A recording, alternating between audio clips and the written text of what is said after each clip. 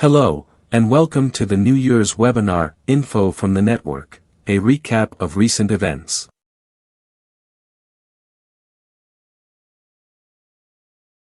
Let's start presenting today's agenda. In order, we will hear Robert Komaromi and Paulo Emerenciano from ELA, who will introduce us to the event held on the 29th of March in Brussels and titled, Where are the shortages, where are the workers? The drivers behind labor shortages in Europe and how to tackle them. After their presentation, we will also watch an abstract of the event, with the intervention of Irene Mandel, head of unit of ELA. The second contribution, Customer-Centered Digital, Organization of a Web Tutorial, by Vera, Onnebrink and Zainab Saadoun will cover the organization of web tutorials, online events created by the German Bundesagentur für Arbeit. The third contribution, Seizing the Summer since 2017, A Few Highlights and Challenges, is provided by Margarida Silva, Training Coordinator from Portugal and Eva Touriño, Training Expert from Spain, and will cover the organization of one of the biggest events of the network. Lastly, at the end of the webinar you will have the chance to ask questions directly to the speakers during a live Q&A session. In this last part of the webinar, we will hear some more insights on the topic proposed and you will have the chance to interact with the speakers using the comments section. Now, enjoy the EURES webinar.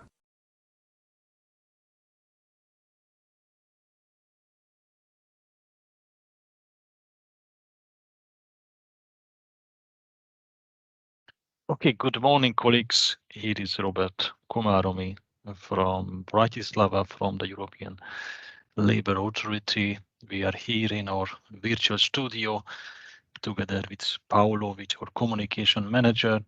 And in the coming minutes, you are going to receive a short briefing, a short information about our event, which were organized in Brussels end of March.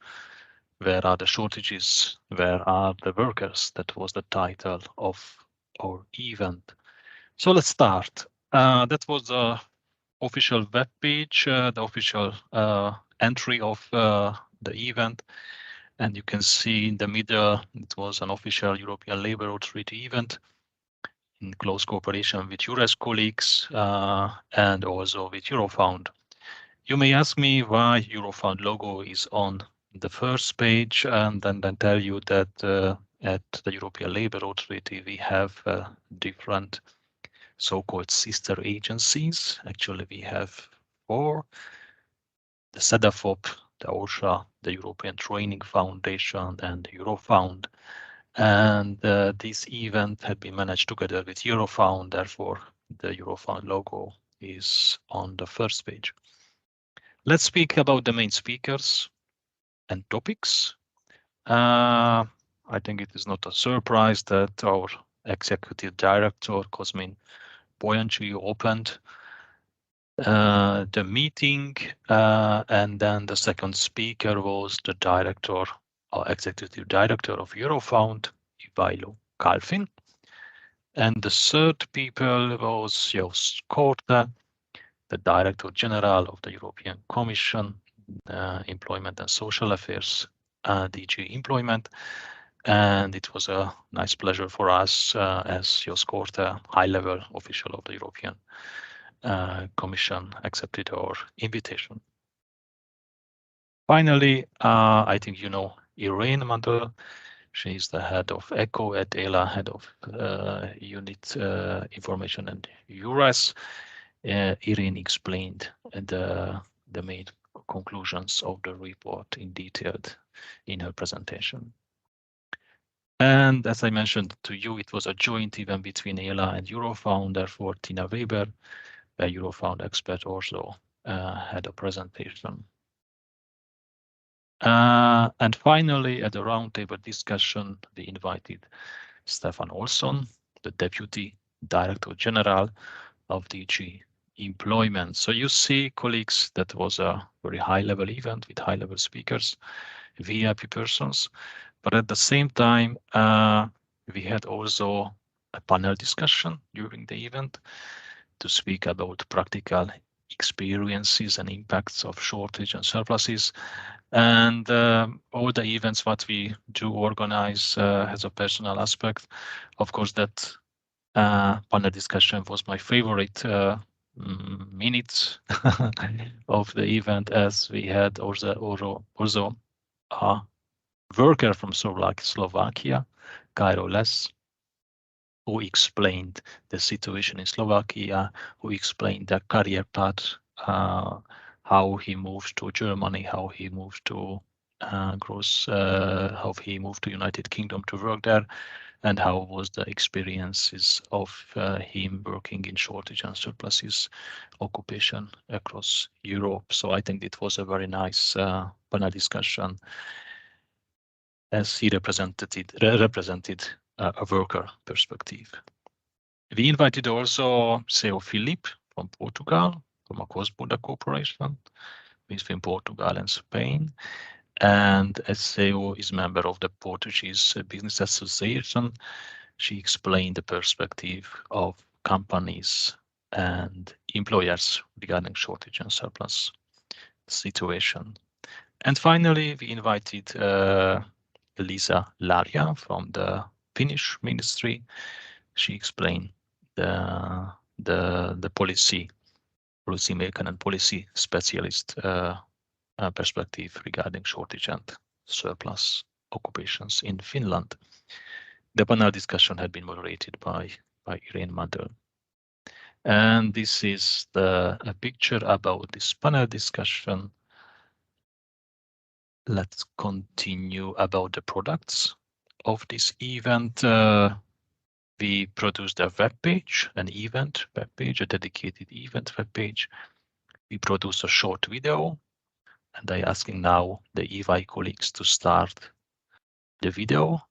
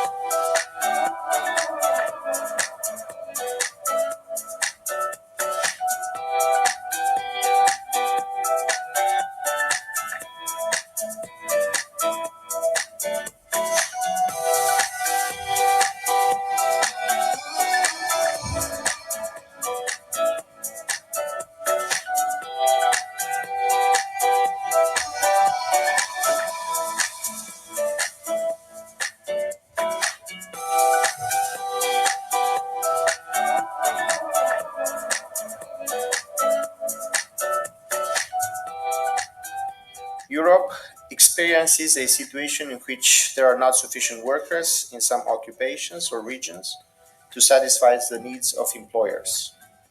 At the same time, there are other occupations or regions in which workers cannot find an employment opportunity.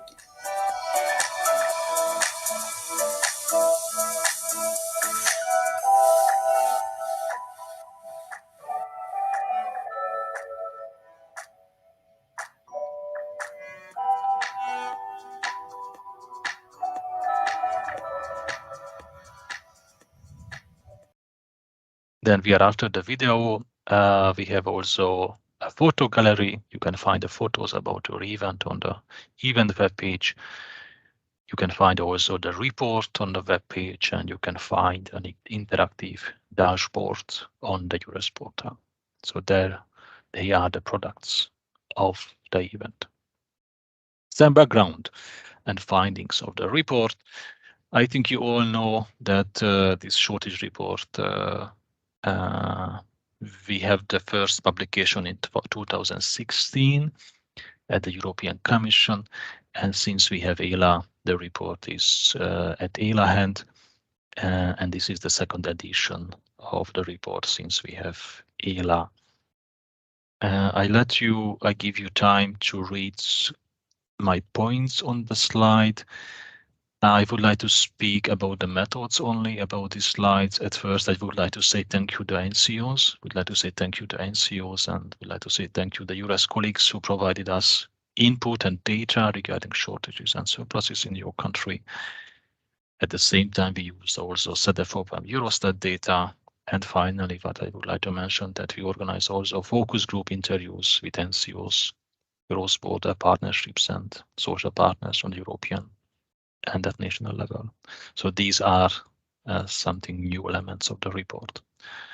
Here you can find the most common shortage and surplus occupations in Europe. If you would like to check the details, please go on page 20 and 28 on the report. I repeat, if you would like to check the details of shortages and surpluses, please go on page 20 and 28. And as I mentioned to you, we produce not only the report, but also the data on EURES portal. We have a so-called interactive dashboard. It is an XLS form. You can download the data what we have, and you can play with data. You can play with geography a little bit. So in that interactive tool, you can click on countries, you can click on occupations, you can select surplus, you can select shortages, and you can play with data. You can see the visualization of data using this dashboard. Even the dashboard is a nice tool to compare countries. For example, in this slide, you see an accountant occupation. In the middle, you see this occupation is shortage in Norway, in Denmark, in Poland, in Slovenia, in France, Switzerland, Belgium, and Netherlands. At the same time, this occupation is surplus in Estonia, Slovakia, and Bulgaria. So you can select countries, you can select occupations. I think it's a very useful tool, not only to have text as a report, but also to get access to the data. And at this point, I would like to give you the headset to Paulo to continue with communication.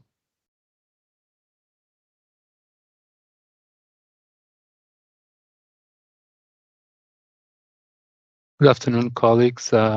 Here, my name is Paulo Emerenciano, EURES Communication Officer, and it's my pleasure to be here today to talk about the communication preparations for to support the shortages and surpluses session in Brussels. First of all, this event was organized jointly with Eurofound Communication Officer and team, and we devised in the beginning a communication plan for the event itself, so a very short communication plan. And this communication plan had mainly two objectives.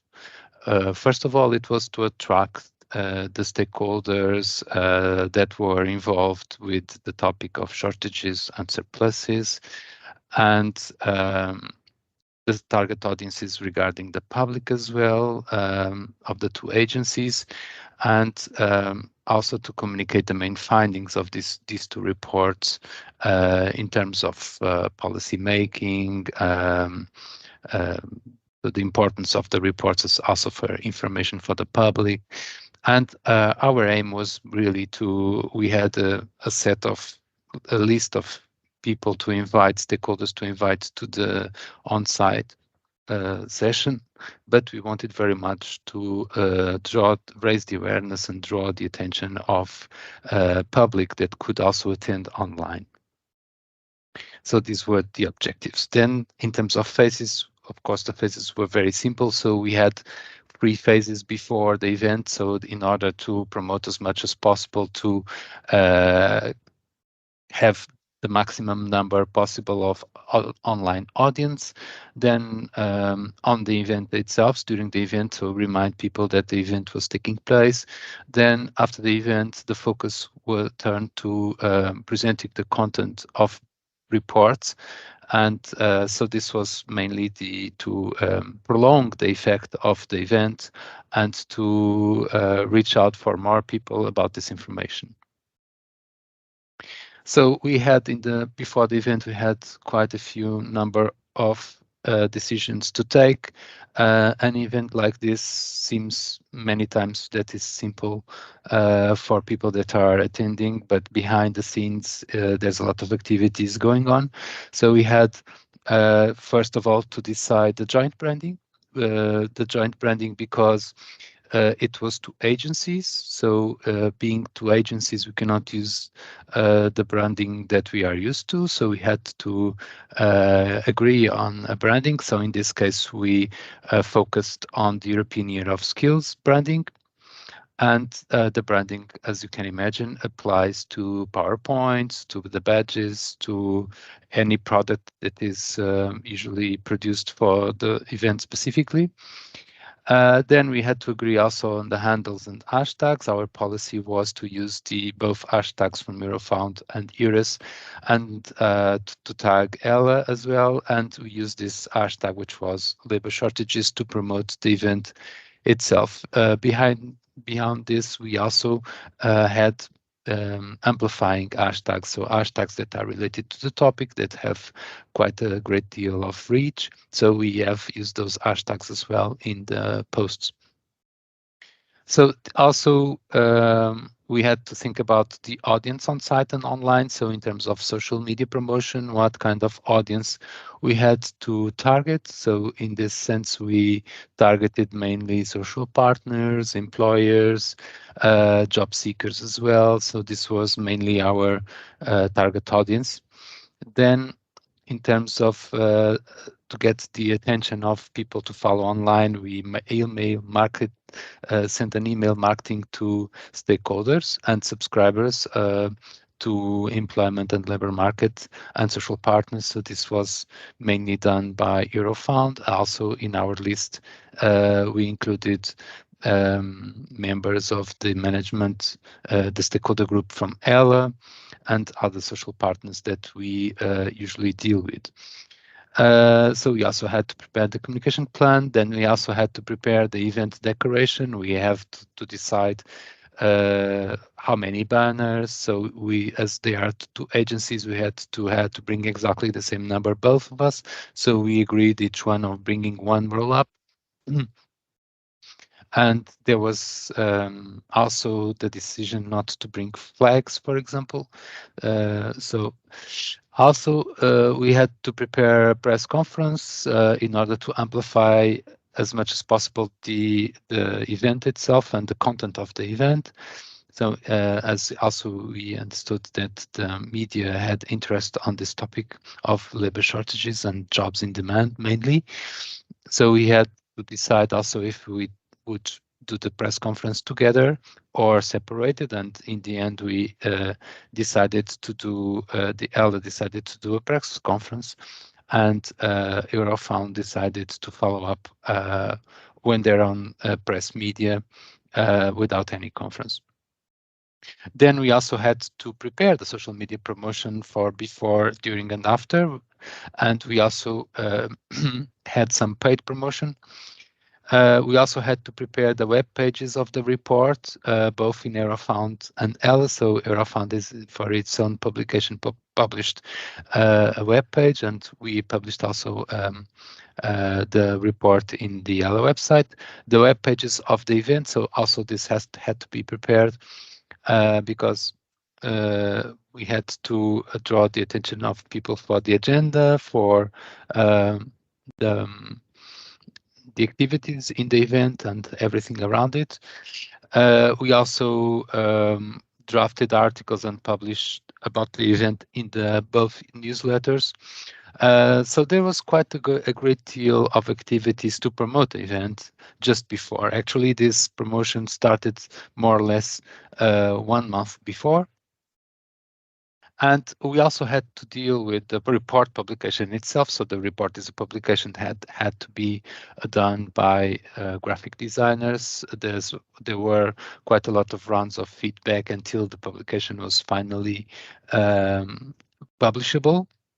Then we had to promote the publication in the session using, for example, a publication promotional info sheet.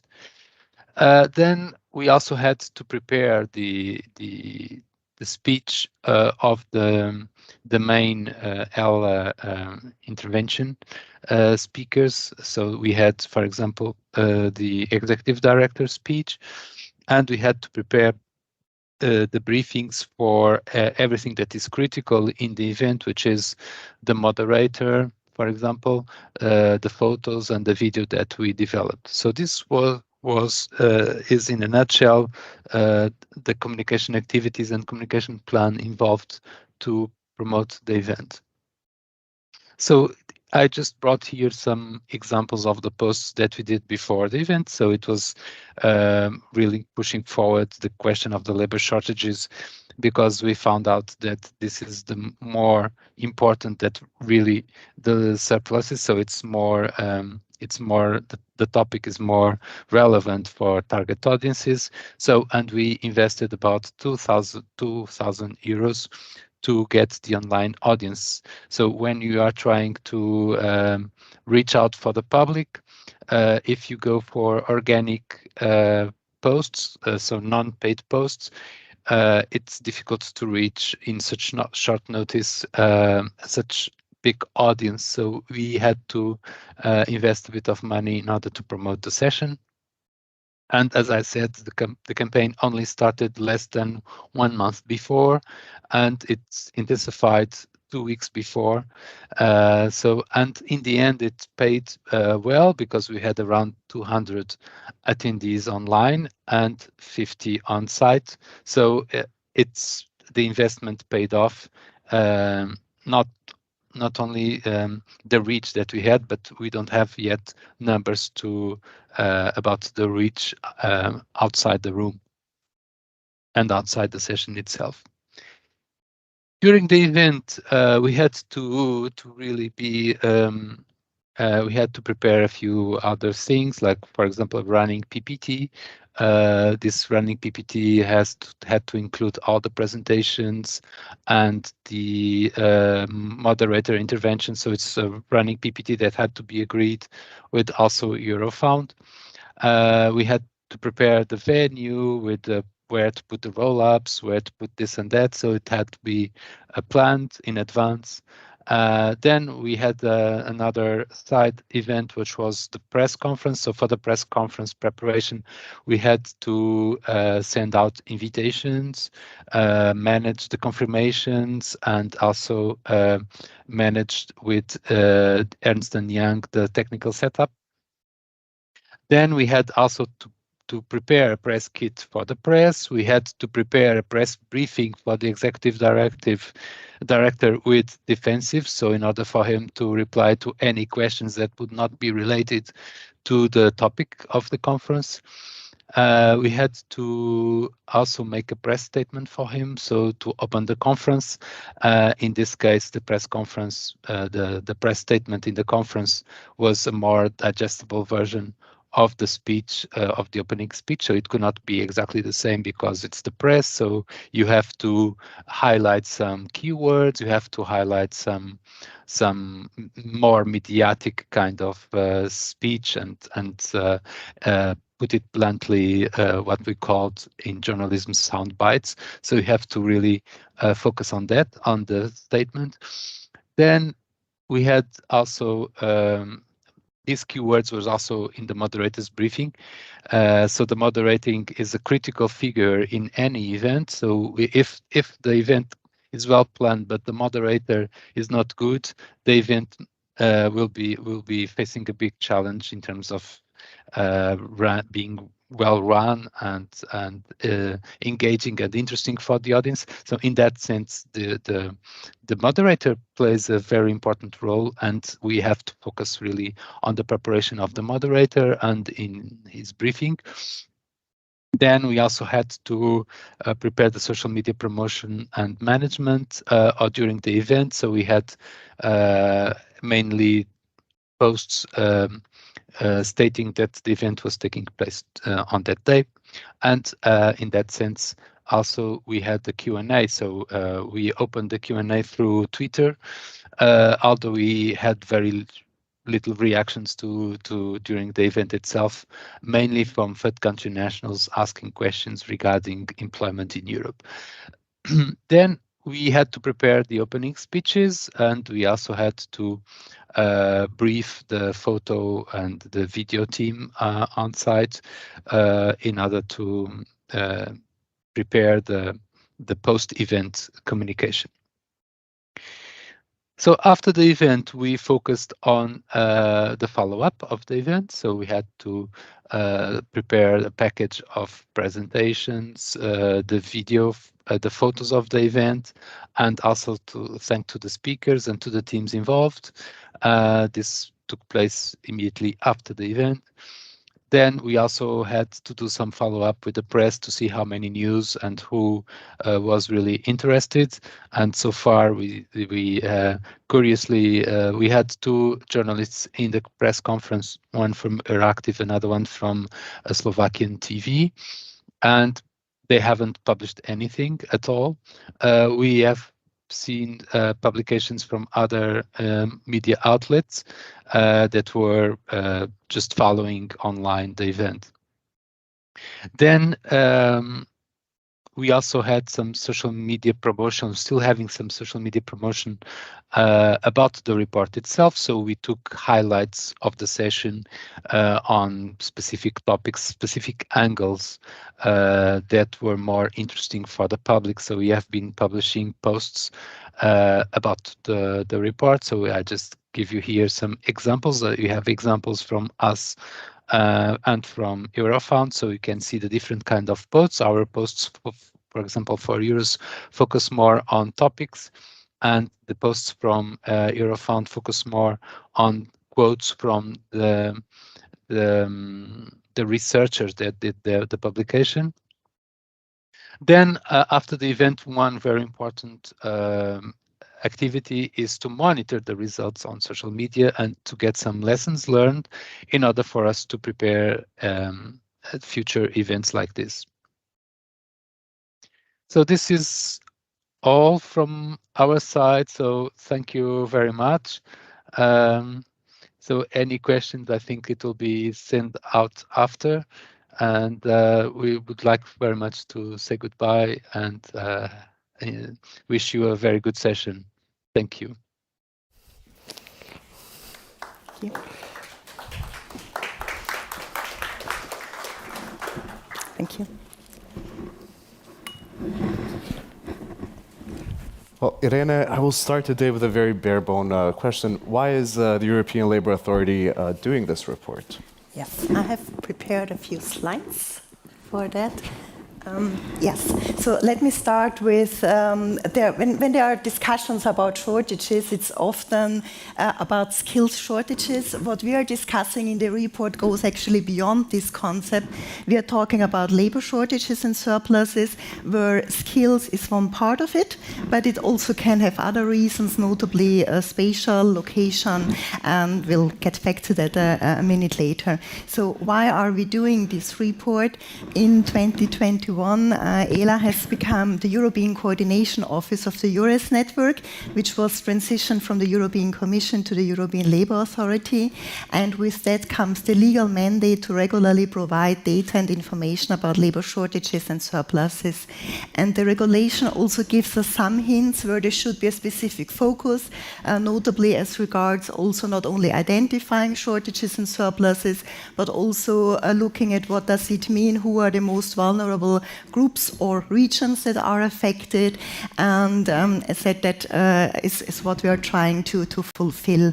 As has already been mentioned in the introduction, that's not the first report, it's the 5th in a series, where the first editions have been organized by the European Commission, and this is now the first one which was completely under the remit and mandate of ELA. And what is the main objective of that report is, as also already was mentioned, it's identifying across Europe where are the shortages, where are the surpluses, and also giving some indication of how severe they are, so some level of magnitude. And in this year's report, we want you to go a little bit beyond that by giving it something of a context, so also to explore why are the shortages and the surpluses occurring. And the main input source for that that report is contributions of the national coordination offices of the EURES network, who are drawing mainly from administrative data from public employment services, but also beyond that. And we added for this contextualization part also some qualitative elements like a quite big literature review and focus group interviews, and all of that was brought together by very diligent contractors that have been compiling that report. And Irene, if I may ask, what did you find? Are there more shortages or surpluses currently in Europe? Yes, as we speak? We found both.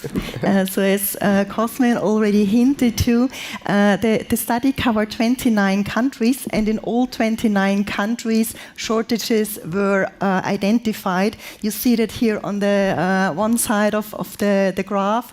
There are differences between Europe. So notably, northern countries have identified a higher number of shortages occupations, with some exceptions. So we see here Italy, for example, as one of the countries with the highest number of identified shortages. But in principle, you could say that there is some differences between the north and the south of Europe. We also looked a little bit, not comprehensively, of regions within a country, and here the kind of default finding was that capital regions seem to have less labor market imbalances than more disadvantaged regions. And interestingly, the disadvantaged regions that are suffering most from the imbalances, they seem to differ from, again, the region where the countries are. So in countries in the north, the disadvantaged regions are in the north. The countries in the south, the more struggling, are in the south.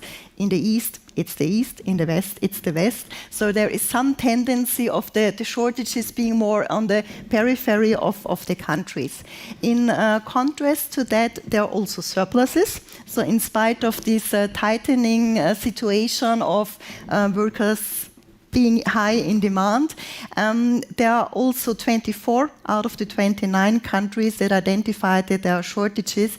Again, we see some variation in the countries, but in contrast to the surpluses, here we could not really find so much of a pattern. I see. And Irene, is it possible to specifically identify which are the shortage and surplus occupations currently?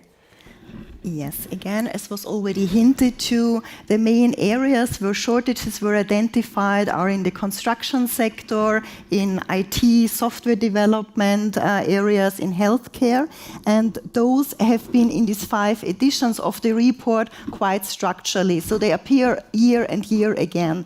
What is a new finding in this report is that we have this year identified a larger number of occupations in hospitality sector, which I guess would be related to the fact that after the COVID pandemic, tourism is picking up again, and there is more need for waiters and other occupations in that area. You will find in the report lists of the most common and the most severe shortages and surpluses. You have here a snapshot of the top 10, and here, as you say, you can see that in the shortages that's largely dominated, notably by construction, while surpluses are, for example, more in humanities or clerical areas. I see.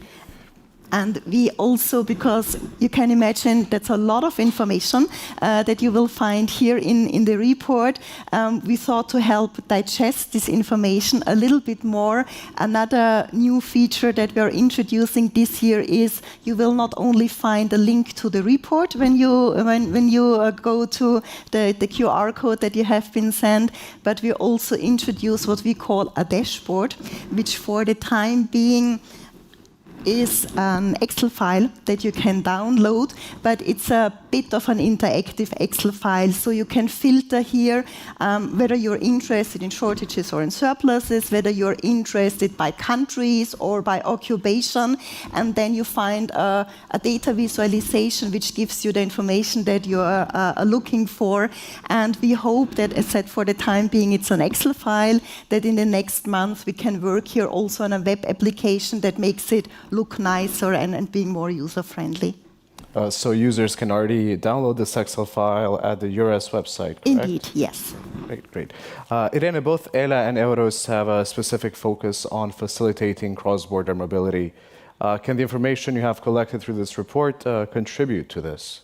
Yes, it can. So that was one of our intentions. Also, as I mentioned, we're looking at labor shortages. So also there, one point could be that the relevant skills are available, but not at the place that they are needed. And that could be within a country or across borders. So we were particularly looking at those shortages in a specific occupation that were identified in at least one country, where there was at least one other country where there is a surplus in the same occupation. And when we did this matching, and again you will find a big table on that in the annex of the report, we identified that there would be about 300 of such cross-border matching possibilities. And they are, of course, a little bit theoretical, because there are also some issues, some challenges of making this cross-border mobility happen. But our assumption would be that particularly in border regions, so geographic closeness, or in countries where culture is close, where language is close, there would be a good potential for this cross-border matching. And to build upon this dashboard, one of the tabs in this Excel file also gives you some filter possibility for this cross-border matching. So again, you can search for a specific occupation. I think in this example it's about accountants, and automatically you will see the countries where this occupation was identified as a shortage, and next to it those countries where it has been identified as a surplus, and that could give a good hint where labor mobility might be able to be encouraged to counteract or to mitigate these imbalances that we find. Thank you, Irene. In his introduction, ELA's Executive Director, Mr. Boyanju, already touched upon the profiles of workers impacted by market imbalances. Could you narrate in more on this and give us more details? Yes, with pleasure. So as already mentioned, one of the striking features is the gender aspect, and again, this is not a new finding. Also, the previous versions of the report already found that, meaning that if you compare the female rate in employment overall with the female employment rate in the shortages and the surplus occupations, you find that women are overrepresented in surpluses and underrepresented in shortages, which from a labor market perspective gives them a higher potential to become unemployed or to find a job when they want to re-enter the labor market. So that means that in spite of a lot of action and initiatives already taking place to counteract stereotypes in occupational choices, there might be more room for acting on that. What we also looked at is at the age dimension, and here we found that there are a large number of shortages occupation which have a comparatively low share of young workers. And that means if particularly these shortages have been identified to be structural, so to have been there for a couple of years, meaning they might also be there in the future, this is likely to aggravate if the current workforce goes to retirement and we don't have enough young worker to feed into that. Another aspect that was already briefly touched upon is the education level. Here normally, or the intuitive answer would be the higher skilled, the better educated people are, the higher is the employability, and the less the risk is that they won't find a job. And we see that for some occupations, for some jobs. So here comes also the point that Mr. Korte meant, there is no one size fits all. While for other occupations, again, notably humanities, for example, even a tertiary education is not a guarantee that you will find a job. What is also an important finding in this report, as well as in previous editions, is that many of the shortages occupations are dominated by medium level of skills. So those are those type of occupations, notably in the craft sectors, where vocational training in the companies, for example, like apprenticeships, play a big role. I see. And it was mentioned that this year the report includes a new feature, indeed, and this is the exploration about the drivers of shortages and surpluses. What did you find? Yes, so here to start with a disclaimer, we don't claim to be comprehensive in this analysis. We just started this exploration, and we want to continue with this type of analysis and investigations in the future. But we found here that it's actually a variety of different factors, and that we would need to consider both the supply and the demand side. So both employers' needs as well as the workers' needs and characteristics are to be considered. But for both of the sides, you see here a variety of different elements. So to start with, one of the reasons is structural change in the economy, in the labor market. We all know we are going more and more into the direction of a service-oriented economy. That makes a change. Somewhat related to that is also the transition to digitalization, climate neutral economy, which brings about different needs for skills, but also at the place where they are needed. I think all of us experienced remote work options being on the run, so that gives also a different spatial dimension to supply and demand on the labor market, but also other mega trends, like, for example, the aging society. And what, as to this regard, I found, for example, quite interesting in the report, I did not have that on my radar, that the construction sector is, for example, affected both in supply and demand because of the aging society. So on the one hand, companies need to change how they are building and what they are building to make it accessible for an older society. But at the same time, the construction sector is one of those where the share of young workers is comparatively low. So if already now we have this gap of the workers, if then additional a good number of them goes to retirement, that will not become easier. Then we also have elements here that are related to employment and working conditions that Director Calvin has already mentioned upon. So also this we see, and also related to that is then the element of the individual preferences or characteristics of the workers as well as the companies to where they want to work, how they want to work, or with whom they would want to work as regards the employers. Well, thank you so much, Irene, for this overview of the report.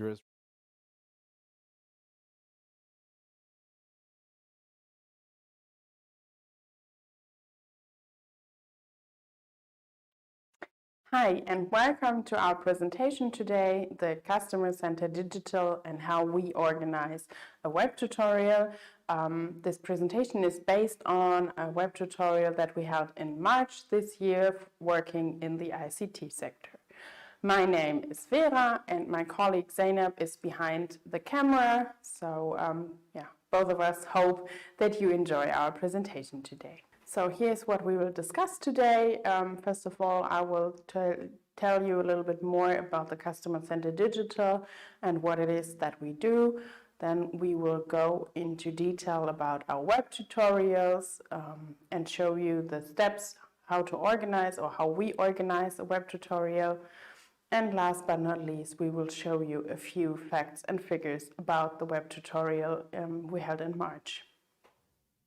By the way, the software behind me that you see is our software EduDib, with which we also do our web tutorials. So this is what it would look like without me standing in front of it.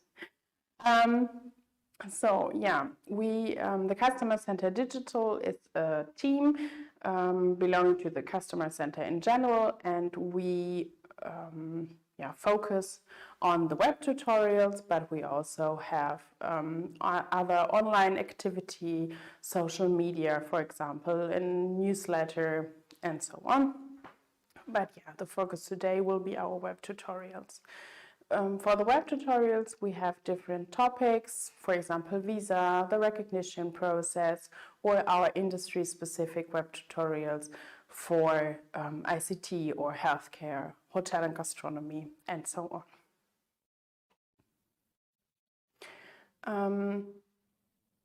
You can register for all our web tutorials, which are 56 throughout the year, on our landing page, which looks like that.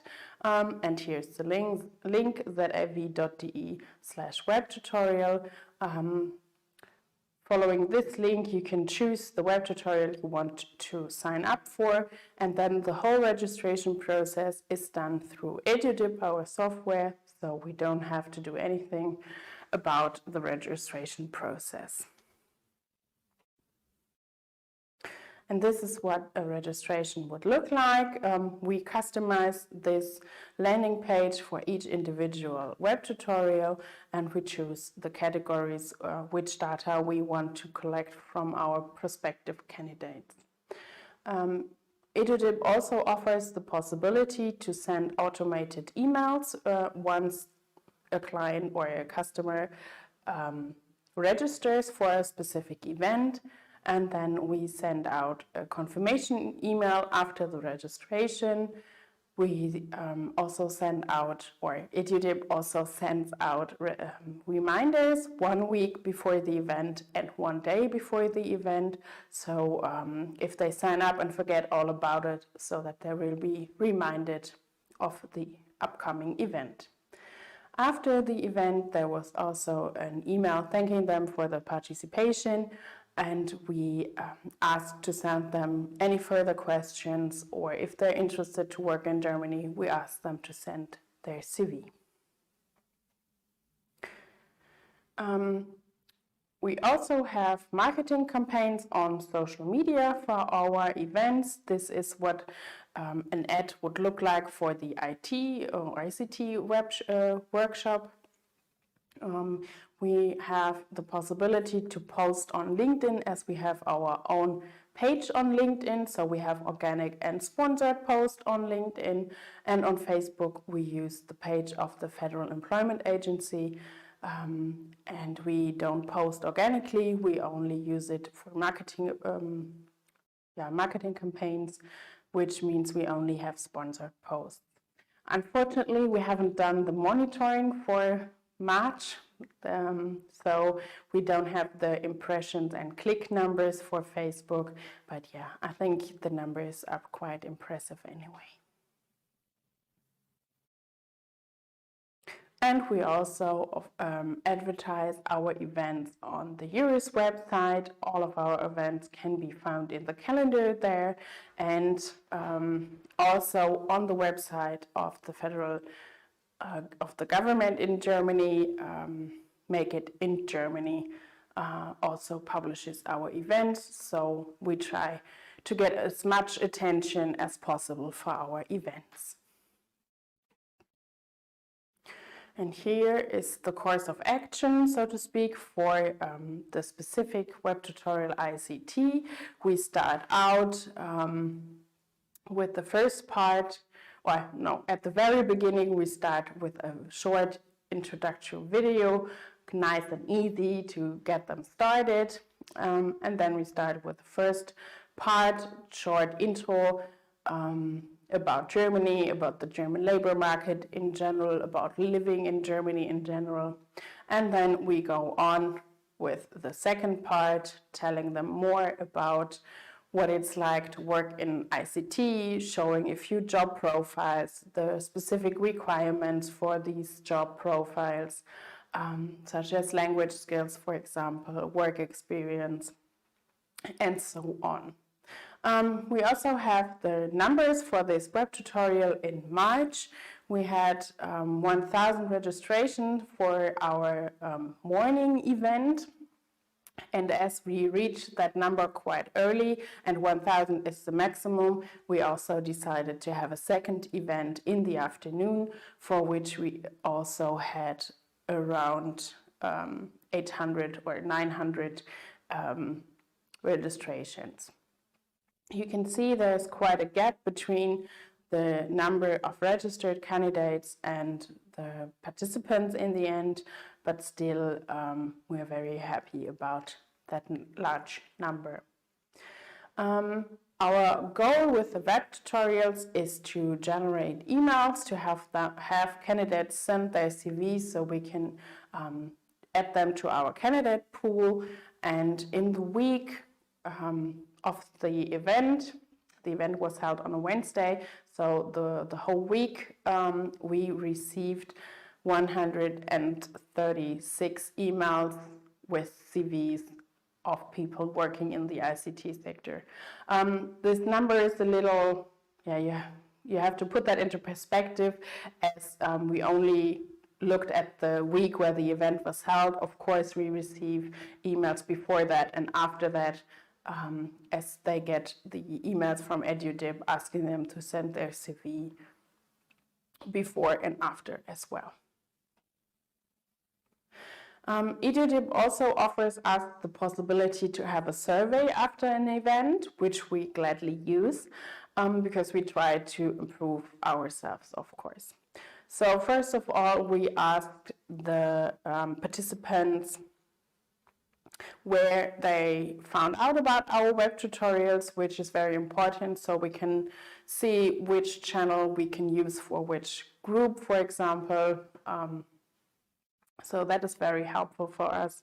And then we also asked them if they have visited a web tutorial before. And as you can see, we have a few frequent flyers who already joined us more than 3 times. So I guess they must really like it. And we also asked them, of course, this is a little ego boost, whether they enjoyed the web tutorial. Mostly that is a very positive answer here, so we know that we're doing something right. And we also asked them what day would be the best for them to have a web tutorial. At the moment, we do it on Wednesdays, but we are thinking about changing that to a Friday, or at least have a few tests to do it on a Friday, as this answer is quite common in every event, that they prefer the Friday for such presentations. So yeah, we will see where we go from here with these answers.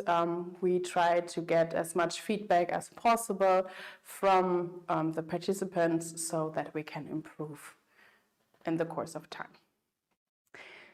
I hope you enjoyed our presentation. Thank you very much for listening. And yeah, you can ask your questions in the chat, which we of course have also in EduDib. Let me show you.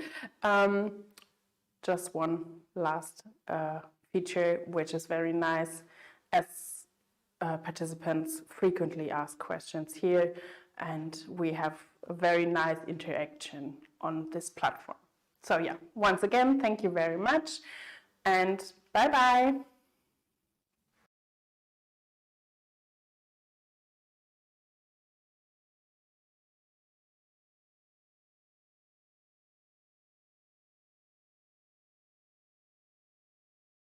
Hello everyone, I'm Margarida from Portugal. As you can see, I'm here in Lisbon. And I am Eva from Spain. I live in the south, and in my town there is a huge production of olive oil. And we're actually part of Seize the Summer organizing team for a couple of years now, since 2017. And we will tell you a little bit about the latest facts about this event, which is already going on for 6 editions, as mentioned. So we have been asked to give you an overview of the event, the way it's organized as a transnational event, and we will do so, and we will give you an overview of the origins of the event, how did it came to life, and the evolution, the main highlights, some figures for the last edition, which are quite interesting, and the way we coordinate to promote the event at European level, and probably the next challenges we're going to have face or cope with from now on. And in that sense, we would also like to have your feedback and ideas, of course. Let's go to the origins of it. Probably you remember some of these ideas, because it's not the first time we introduce you with this event. Actually, the first edition of Seize the Summer, and it had no Seize the Summer EURES yet, was actually organized by Croatia only in 2015. But then in 2017, we decided to gather. We realized that we had some common needs, a few countries. So we started by gathering Portugal, Spain, Croatia, and Slovenia as, let's say, the core team. But we didn't want to do it all by ourselves. We knew there were other countries facing the same recruitment needs we had within tourism in Southern Europe. So we invited a few more countries to join us. In 2017, besides these 4, we had Italy, Greece, Malta, and Cyprus. And then in 2018, we also invited France to join us. And since then, we had 4 editions up until 2020. Then we had a little stop due to the pandemics. There were not so many tourist jobs in 2020. We recovered the event in 2022, last year, and we had recently the 6th edition on 9th March 2023. So basically, as I was saying, Southern Europe countries decided together, trying to contradict a little bit the idea that we were only outgoing countries. Indeed,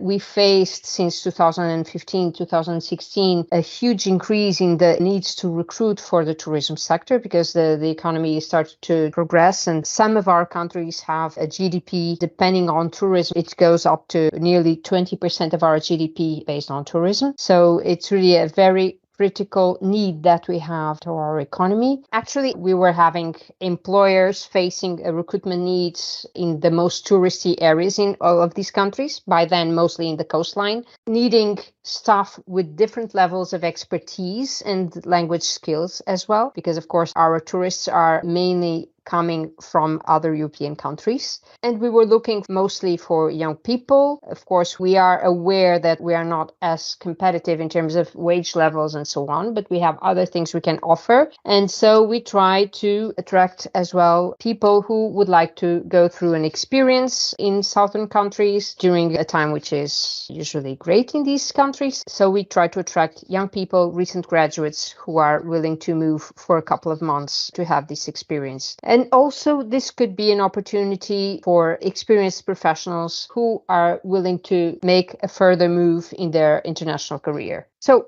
the concept, just going back a little, it's definitely focused on the tourism cluster, including here hospitality and catering, entertainment activities, adventure, outdoor activities as well, customer service related to traveling. So this is basically the sectors we try to cover. It is an event which is focused only on an online format because, of course, we are gathering 9 countries. It would be impossible for us to gather all at once in one place to promote the event. And actually, we are trying to target people from all over Europe. Usually it takes place in February or early March, also due to the season timeline for most of our employers. 9 countries involved, as mentioned. So Croatia, Slovenia, Portugal, Spain, Italy, Greece, Cyprus, Malta, and France. We are focusing on promoting as much as possible jobs and traineeships with certain quality standards. We try to be a bit selective on this when approaching employers. It's mostly seasonal opportunities, but sometimes we also have opportunities which go a bit beyond 6 months as well. Another important idea in this concept and the way we organize the event is that each country is responsible for dealing with its own employers. So they will be responsible for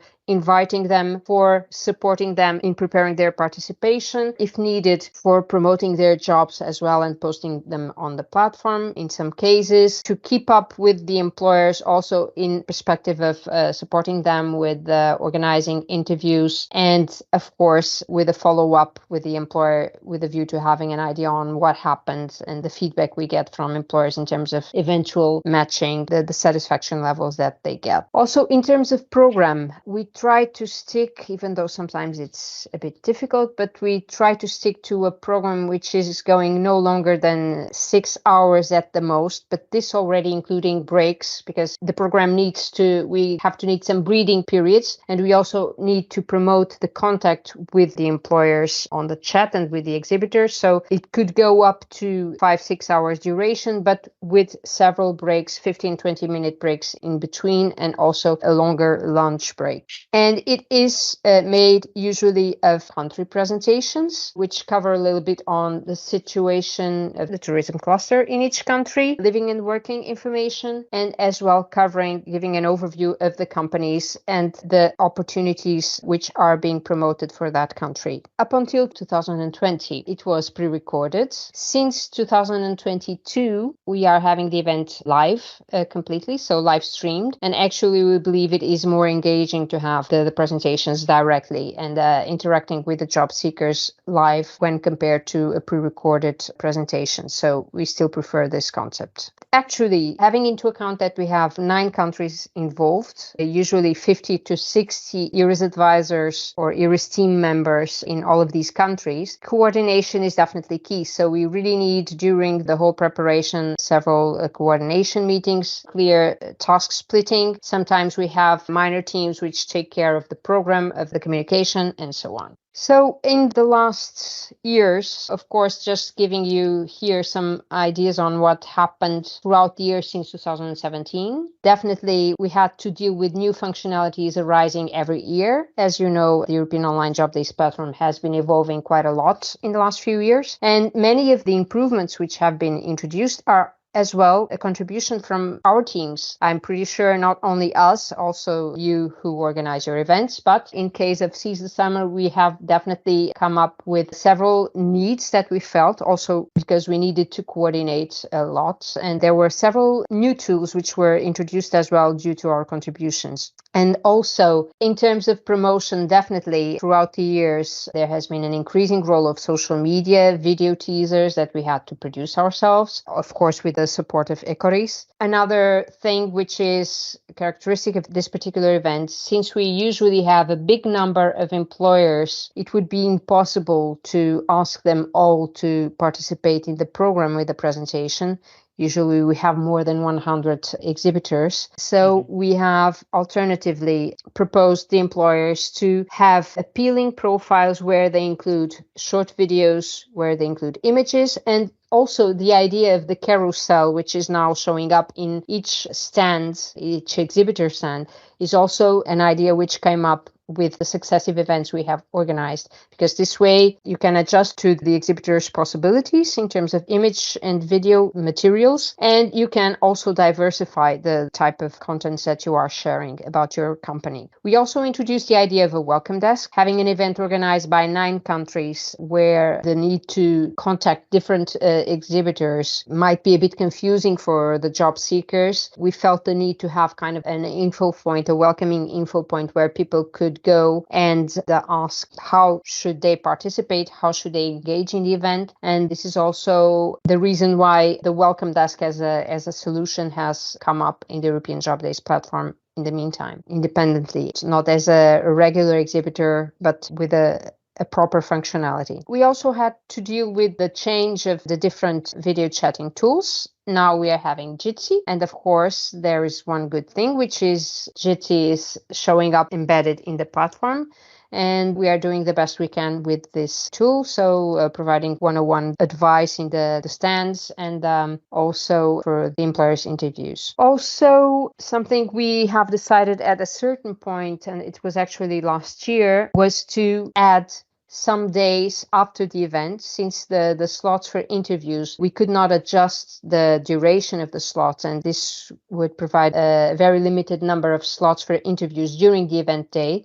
We have decided to add a few days after the event in order to allow employers to still have interviews with a few more job seekers after the open day event. We also introduced prep webinars in the last few years. Since we are 9 very different countries with different sizes, different numbers of employers engaged in the event, some countries actually organize their own webinars for employers, sometimes more than once on the pathway to the event. For instance, I give you the example of Italy. They have done it more than once during this year's edition. And then we usually have at least one webinar in English for all of the employers. So we are doing it, and we eventually will evolve as well to have more activities to prepare job seekers as well. Then again, we already mentioned, since last year we are live streaming the program, and this year we have introduced as well some content diversification. We thought, well, maybe only presentations about the countries is maybe a bit monotonous, so let's introduce some panels with discussions, with testimonials, and this has worked quite well this year. It has been quite welcomed by the job seekers and even by colleagues. And it gives a more human flavor of what this experience can be. So if you have a testimonial by job seekers who have gone through the experience of a summer job probably more than once throughout their careers, if you have an approach of a school, a hotel school, or an employer who is recruiting, it definitely will bring some flavor to the discussion in the program. Something which changed as well and allows us to have a bit more feedback at an earlier stage regarding the event is the changes in the evaluation surveys on the platform, which are now being sent immediately after the event has happened. This in an automatic basis. We believe this has considerably increased the feedback we get from both job seekers and employers, and we hope this will keep on doing so in the future and improving in the future as well. And if you'd like to have a broad idea of the evolution of the event, here we bring some figures. As you see, the trend in all variables has been positive. Steadily positive, I would say. The participation of companies has improved along the years, even though we had probably a little bigger participation rate in the previous year. But it is also true that we also want every country, as we mentioned, every country is responsible for the participation and the management of their own employers in the event.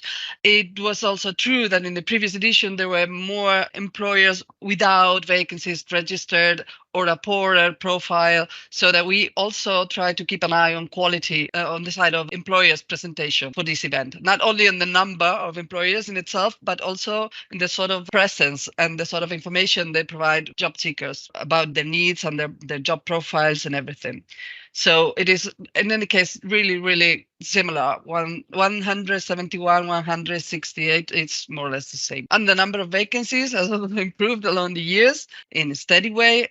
And what we found surprising in this edition is the number of unique applicants for jobs. I remember last year we had also this short participation in a webinar talking about our experience organizing transnational events, and we mentioned that it was strange that there were so many job seekers registered and so few applicants. And in this year, the figure has really surprised us because it was not really consistent with the evolution of the event, and the number has skyrocketed, like doubling the previous unique applicants we've ever had in the event since 2017. So this has been surprising, and we would like to dig a little bit deeper into the figure and see even whether it really crosses with the participation of non-European citizens, or maybe it was just that job seekers were more active. And in that sense, that means that all our efforts to inform them and to say, do this, do that, bear in mind, take a check the new vacancies coming in the platform every week. You should prepare yourself for this event in advance, and so on and so on and so on. Even in the messages that we prepare for job seekers as newsletters, then it would probably mean that we've succeeded somehow.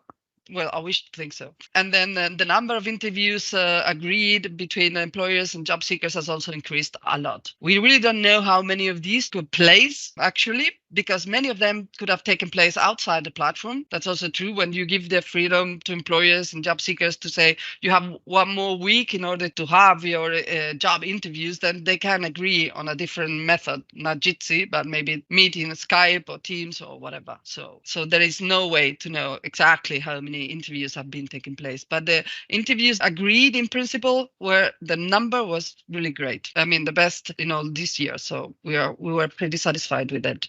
And then some other figures and variables were the number of job seekers registered. That has increased a lot, even though considering, of course, we know we also have these non-national job seekers registered in the platform. They usually take part in every event quite actively. But the thing is, there were a lot of non-European citizens in the platform before also. And this year we have a bigger number of participants in general. Not only the number of non-third nationals are bigger, but those from Europe also. So as the positions, as you can see, that they have increased, even though the number of employers were a little bit lower, but just 2 or 3 lower. It's now meaningful. But the thing is, I always say you shouldn't really pay attention to this long bar with 10,000 positions, because they are not real, in the sense that we didn't take care of all the employers that said they were longing to hire 500 lifeguards. For instance, I don't know if they really need 500 lifeguards for the whole season. Probably they do, but it is not realistic trying to say that you're ready to hire them through this event. That is not the case. And when you have 4 or 5 or 6 employers saying they need 500 entertainers or 500 lifeguards, then all your figures go completely distorted. So in the next editions, we try to correct this a little bit. And when they said 300, we just said, okay, maybe 50 would be enough. Because otherwise, all the rest of the indicators go a little bit biased by the fact that you are having so many positions, and it looks like you don't really have enough job seekers for all these positions. And that is not really the case. So you really have to correct that a little bit in order to have more realistic stat info about your event. And the name of applications, as we say, and unique applicants has increased a lot. We are still wondering why, and we will try and take a closer look to this figure and see whether it was a promotion or insistence on the newsletter. You should try to plan and to form your own strategy approaching employers or creating your CV and checking new vacancies and so on. Or maybe it's just been by chance and we really don't know. We should try to take a closer look to the job seekers profile in order to get to know them better. Okay, just a few more figures, numbers. Well, I won't go through all of these. You can find here in detail how many exhibitors each country had and jobs and vacant positions. It's not so important. We will share these data afterwards. But you can have a look at the main occupations which were promoted during the event. So as you can probably expect, mostly within hospitality and catering, definitely chefs, chef partie, commis chef, every occupation related to gastronomy, to restaurant management as well, waiters, bartenders, hotel receptionists as well, a lot of night auditors, which are difficult to fill positions for obvious reasons. Definitely entertainers. This is the occupation by which these events have started. It was the main occupation which gave rise to this event in the very beginning, which is a very specific target audience. Also, customer service has increased quite a lot after the first edition. So this was not the main focus of the event, but we have noticed that many of our employers looking for specific language skills profiles were having projects within traveling related, within tourism. And we could mention a lot of companies who are working in booking, both flights, hotels, apartments, etc. So there is a lot of work related to travel and to tourism within customer service. And this is why they started to show up in big numbers as well. But we have more. So for instance, photographers. There are some countries which are very much recruiting photographers on a regular basis. Lifeguards, pool vigilance, also spa therapists, for instance. A little bit less qualified, so room service, housekeeping, but also maintenance workers with different profiles, with more polyvalent profiles or a little bit more specialized. You could have electricians, you could have carpenters and so on, and plumbers, etc.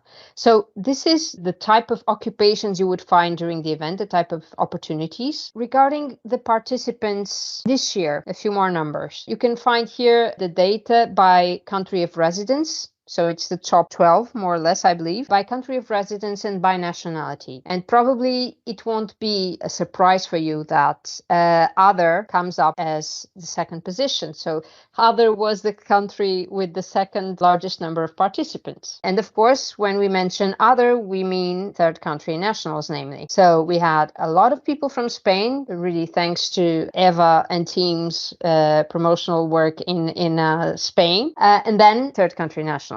And we'd also like to stress that a few other countries who were not in the team organizing the event, namely, for instance, Finland, Romania, Poland, Ireland, Hungary, we had an interesting number of participants in the event, and Belgium as well. So we thank you for the work you've done in terms of promotion, but we would like to highlight a little bit what is happening with these numbers of third country nationals. Now we have some data in the platform as well regarding the nationality of these third country nationals. And we are simply giving you here some data. And as you can see, in terms of nationality, the countries which come up more often are the ones who we would probably be expecting. So India, actually the most populous country in the world, Pakistan, Sri Lanka, Morocco, Nepal, Philippines, Bangladesh.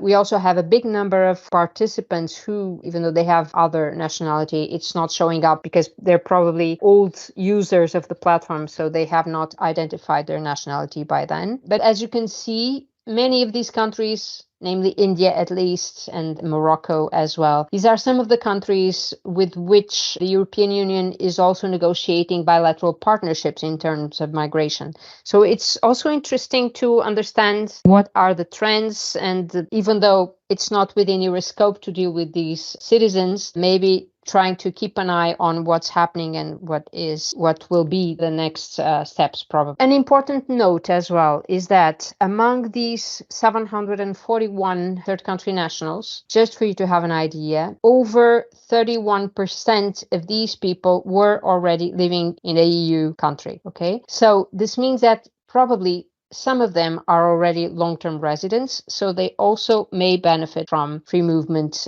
at a certain point. So this is also something we should pay attention to, because probably with time this will evolve in that direction as well. Some other figures. So we already mentioned the number of job seekers registered. As a whole, it was really high compared to the previous editions. And the other thing is that even though it was still very significant, the percentage of third country nationals was maybe a bit lower than in, for instance, the 2020 edition. So it was a bit lower than 30%. Something we still note is that there is still a big gap between the number of people who are registered for the event and the people who have a CV uploaded on the platform. This is something, there's a margin for improvement here. Eva already mentioned the significant increase in the number of applications and unique applicants. We would just need to understand a bit better, but we believe, according to what we see in the platform, that unfortunately or not, this number has increased quite a lot as well, due to the proactivity of third country nationals applying to every possible opportunity they find.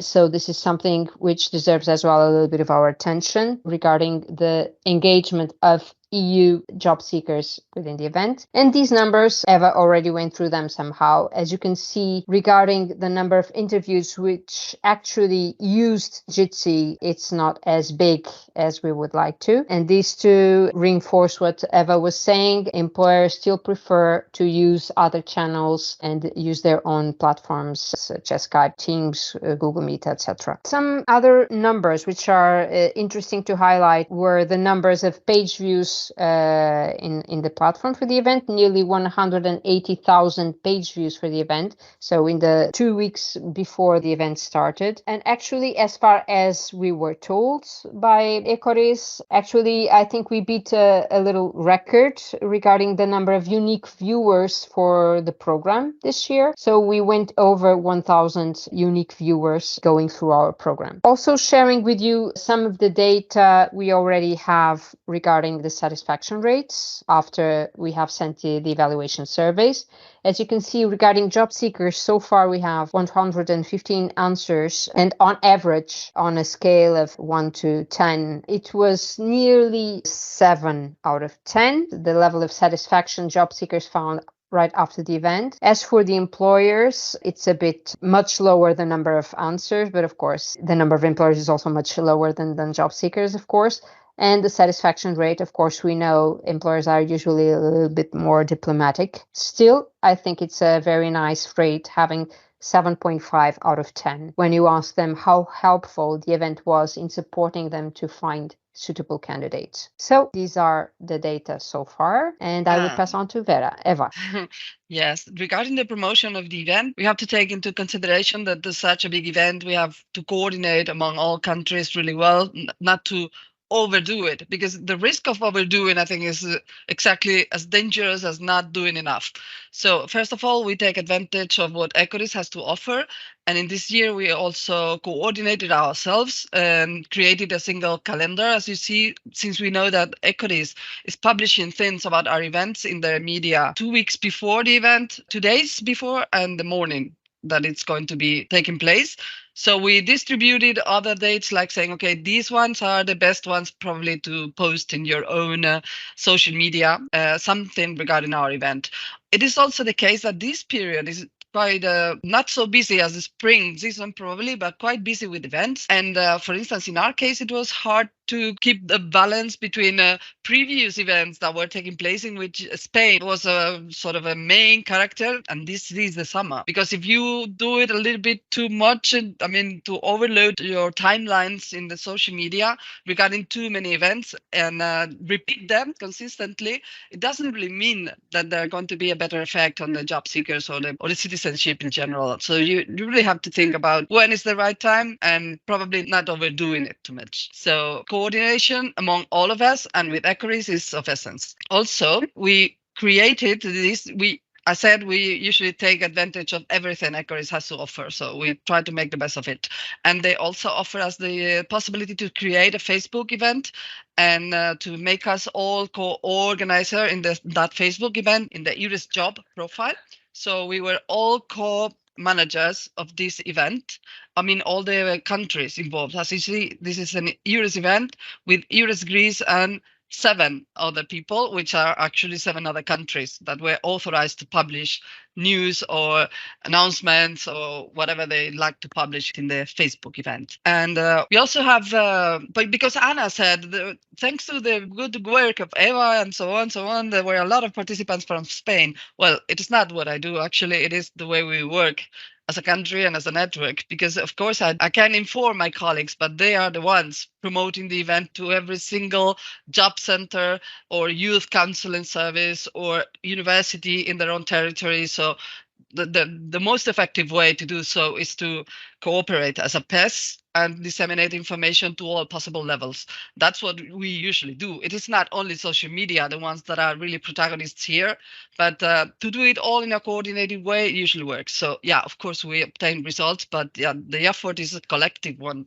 It is not just because you post something in Twitter that the miracle is going to happen. It doesn't work like that.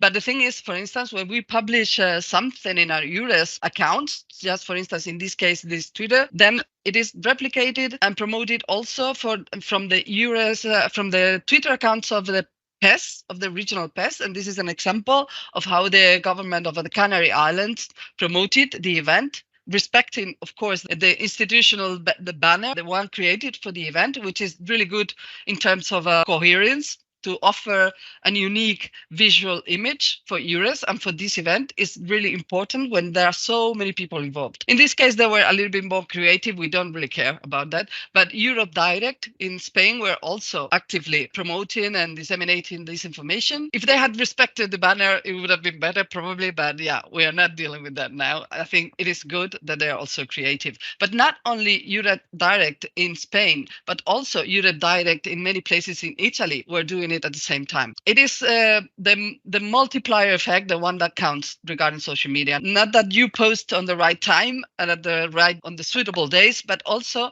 that it's replicated and multiplied by many other stakeholders regarding mobility, youth, and employment.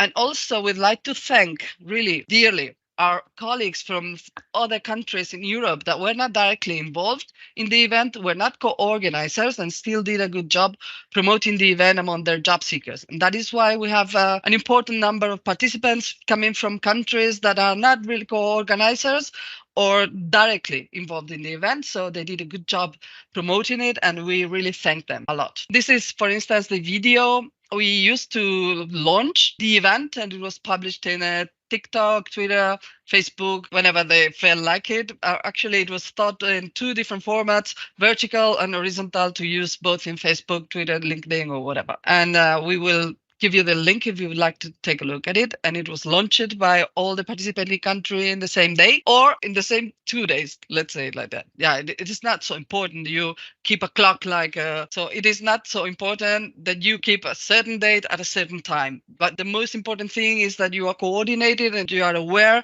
that in this week, along these 2 weeks, maximum effort has to be done, and to try to respect the calendar as much as possible. That's it.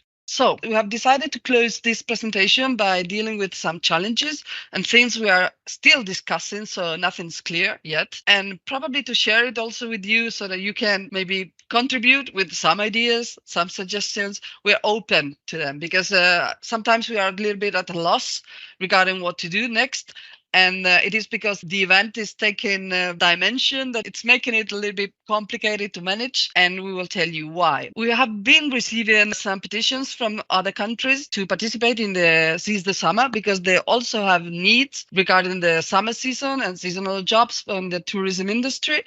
And of course, we understand their needs. And of course, we want to answer positively to the petitions. But the thing is, we are internally discussing right now, all the countries co-organizing this event, what they felt about it, open it to other countries, all of Europe at once, or just some of them more motivated to share the event or to enter the event, or the ones dealing with vacancies which are more similar to the ones we deal with at Seize the Summer. And we are still discussing it. How should they join and in which term? And on the other hand, we've also discussed the fact that probably it is good to open the event in the sense that the more choices you offer a job seeker regarding a job day, the better for every country involved, probably. Because many countries are maybe afraid that they cannot compete with the other countries regarding working conditions or salary or in general. Yeah, of course, it's not the same. It's not the same salary. It's not the same conditions. Maybe they have to work less hours in a certain country. They get paid more and so on. But the thing is, I don't think job seekers from Europe longing to come to Portugal, Greece or Spain are looking better conditions than in Norway, Sweden or the Netherlands. They're looking for something different. And I think we are competing with different assets here. With the emotional wage. The emotional wage is definitely important. And the climate is also the weather, everything counts. But the thing is, of course, we are not competing at the same level. So I don't think we are really going to compete for the same profiles or the same job seekers. Job seekers are the ones who decide where they want to go after all. They have a profession or a profile that is in high demand. So they are the ones who choose. It is not you by offering them just one single choice or to organize one single EOGD regarding only this country. This is not the way to compete because they can also choose a different event in the platform. So I think the more choices they have, the better for everyone involved. That is my personal view, but we are discussing it. And of course, we have an expertise regarding this event because we have been dealing with it since 2017, and it's more or less the same teams, the same core teams organizing it. So every year gets a little bit easier because there are a lot of lessons learned on the way, and you can also rely on your own experience from previous events. So, and we are relaxed in our own capacities, but also we can rely on our colleagues that are also going to do a good job in their own countries. And that is all very, very important when there is such a huge transnational event with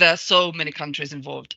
And new members come in are still to be seen. How do they organize themselves? How are they going to catch up with all the experience we have sort of accumulated and so on? And that can also be a little bit tricky. And we've been also discussing the possibility to split the event into two different sectors, because it is true that we usually held it in February or March, as Anna said, but that was mainly because of entertainers, because of people interested in hiring entertainers. Many of them offer them a previous training course before starting to work for the summer season. And that course starts probably in April, May, and they have to have the chance to select or pre-select or recruit people much in advance than other profiles. Of course, a hotel, a camping site, or a resort probably knows how many people they're going to need as waiting staff, baristas, or cleaning staff, or whatever. They have this general idea, but they really need to contact entertainers much more in advance than those other profiles. So that is why we usually organize it in February. But well, we were thinking that maybe if we organize one event only for entertainers in February and then left hospitality, front desk agents and that sort of profiles for, I don't know, let's say May. I don't know. We're still, You're very much ahead of the calendar. Yes. Our season starts in early April, so yeah. Yeah, well, early April is okay. Good for me. Okay. We are still on it. We're discussing it. It is an open discussion also for you if you want to participate. This is also one of the reasons why we have to be cautious in the extension of countries, because we actually have different realities as well, as you could see, and also different opinions at a certain point. And I'm not in such a different position than Eva's, but there are other colleagues in different countries who may have a different position. So we really need to have a balance here, but also due to this issue about the calendar for the season, depending on the areas, we are also considering to launch a survey to employers who have already participated in this event, asking them for the most suitable dates or the most suitable timing for the event to take place. So we will try to find a balance in between splitting the event in two and maybe finding a timing which can serve most employers in a good way. We'll try to also to benchmark from other countries and other events which are taking place, eventually finding some more creative solutions as well. Then, of course, these are not exactly new challenges, but this engaging matchable job seekers is definitely a challenge which has become more visible after the pandemic. So in these last 2 years, even though the number of job seekers has increased significantly, even though the number of applicants to jobs has increased as well, we can still see a big difference between the number of people who register for the event and the number of people who definitely apply for jobs. And so there is still a margin for improvement in the work that we do with job seekers, either at the country level, these 9 countries which are involved in the organization, or also at the solutions we provide, the engagement that we can do with job seekers from all the countries who are registered for the event. So there are a few more things we can do, and we will try to think of them eventually, either through prep webinars or eventually a little bit engaging employers in an earlier stage, eventually in some areas trying to have more job seekers with the right profiles for the event as well. And it is always a challenge from the very beginning of the event, and it will keep on being so in the future, to keep up with employers, to have their feedback, to engage them in preparing their profile. This is definitely a point in our organization. This is something which is important for us, and it's of course also in their own interests, but we are very pushy regarding employers, regarding their level of participation, because it also depends on their level of engagement, the fact that we can attract as well and engage job seekers from the other end. So this is really very important for us. And as well, another point of attention for us in the future is the evaluation after the event, the follow-up with employers, the follow-up with job seekers, eventually trying to have as well materials, the recordings available a bit earlier than we do up to now, even though this does not depend on us directly, but we will try to keep on insisting on this point. And I don't know, Eva, I think we probably talked already for quite a long time. More than enough. More than enough. So we're saying goodbye, but we will be in the room to answer your questions and to receive all your suggestions if you have any. Yes, and we look forward to reading from you on the chat. And if you want to come back to us also with ideas regarding the events, its promotion, and eventually if you're one of the countries who have already shown an interest to participate, get back to us in the next couple of months, and maybe we will consider the possibility for you to join. Okay, thank you so much. Thank you for the attention. Bye. Yes, apologies for the long. Okay, ciao ciao, bye bye. Bye. Thank you for your attention. The Q&A session will start in a minute.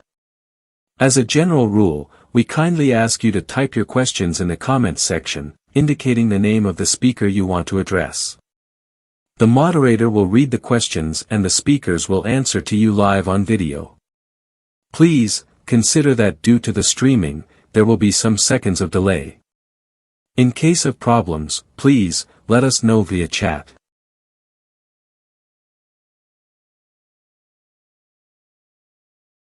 All right.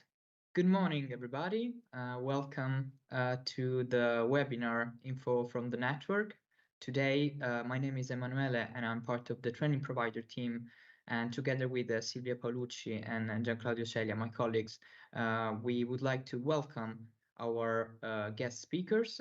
First of all, we would like to welcome Paulo Emerenciano and Robert Komaromi from the European Labour Authority for sharing the information about how the last presentation of the annual report from the European Labour Authority and Eurofound went in Brussels last year. Then we would like also to thank Vera, Onnebrink and Zainab Saadoun from ZAV, the Public Employment Services in Germany.